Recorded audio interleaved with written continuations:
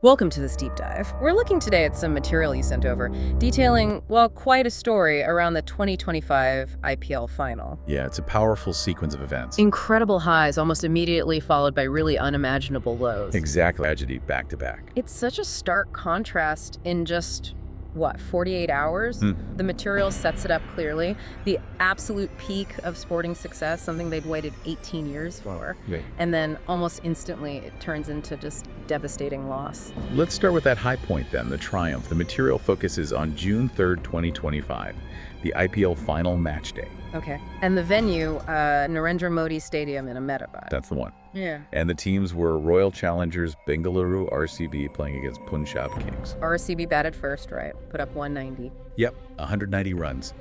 And the material specifically highlights Virat Kohli's knock, calling his 43 runs important. Which they definitely would have been in a final. Absolutely. Then, when RCB were bowling, the sources mentioned Krunal Pandya and Josh Hazlewood. Says they bowled really well. Crucial in stopping Punjab Kings from reaching that target. Exactly. Which of course led to the win. RCB won the match.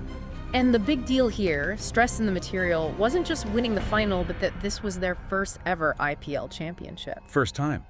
After 18 long years. Huge. You can almost picture the scenes described. It says fans were very, very happy. People dancing, shouting, celebrating everywhere. Yeah, Bengaluru city just full of joy, a total elation, the absolute peak moment for the team and the city. Okay, so that's the incredible high, but the material then shifts very quickly, doesn't it? Very quickly and sharply. From pure joy to something incredibly tragic. We move to the very next day, June 4th, 2025. The day planned for the big celebration, the victory parade for RCB. Scheduled for Bengaluru, right outside the M. Chinnaswamy Stadium. And thousands of fans turned up, obviously wanting to see the team celebrate with them. Huge crowds, but this is where, according to the material, things started to go wrong. It says the crowd was simply too big. And then there's this critical detail highlighted as a big mistake. Yeah. Only one gate was open for people to get in, just one. Oh, wow. Yeah, that's flagged as a major issue. With that many people trying to get through one entry point. Yeah. Well, pushing started. People wanted to get inside quickly. And the description of what happened next is just awful. People fell, they were stepped on, shouting, panic. The material calls it a stampede. Such a terrible outcome from what should have been a celebration. The sources state, very sadly, that 11 people died. 11 people, and more than 50 injured. Yeah, just awful. It's that stark contrast again. The material really emphasizes how that happy celebration just turned into a terrible tragedy. Unbelievable, really. So naturally, the material then asks, why? Why did this happen? It tries to analyze the causes. And it lists several contributing factors, doesn't it? It seems like a combination of things. Definitely. First, just the sheer number of people. Too many in one place. Right. And connected to that, it says the management just wasn't ready, not prepared for a crowd that large.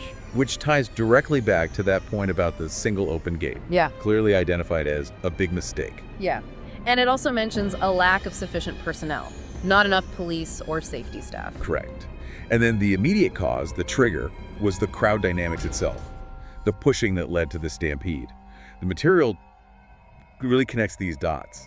So it wasn't just one single thing, but a cascade of factors. Seems that way based on this analysis. Yeah. And looking at that, the material then moves to, okay, what do we learn?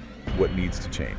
The recommendations seem pretty straightforward, aimed at preventing this sort of thing. Better planning from the government and police for large events. Yeah, basic crowd management principles, essentially, like opening more gates, controlling the flow and density of the crowd. Keeping people safe.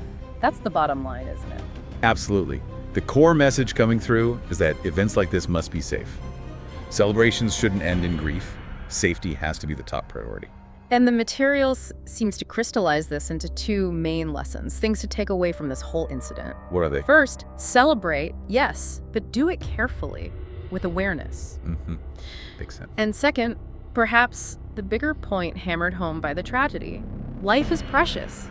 We have a responsibility to protect each other, especially in these big, shared public moments. That's a powerful takeaway. Yeah. So reflecting on the whole narrative and the material you shared, it's this arc, isn't it? Yeah, this incredible peak, that historic first title after so long. Followed immediately the very next day by just profound sorrow from a tragedy that feels like it should have been preventable. And the lessons highlighted in the material about planning, safety, the value of life. They feel incredibly important, drawn from that stark contrast. Definitely. It makes you think, doesn't it? Oh, Even yeah. though this is about a specific cricket event. Right. How does it resonate more broadly for you, the listener? Yeah. Have you been in a really large crowd? A concert, maybe, or a festival? Yeah, what does this specific incident make you think about safety in those kinds of shared spaces? About how vulnerable we can be collectively? And thinking about the causes laid out here, the crowd size, that single gate, the planning, the staffing, it leads to a tough question, maybe. Which is? Where does the primary responsibility lie for safety at these huge public events?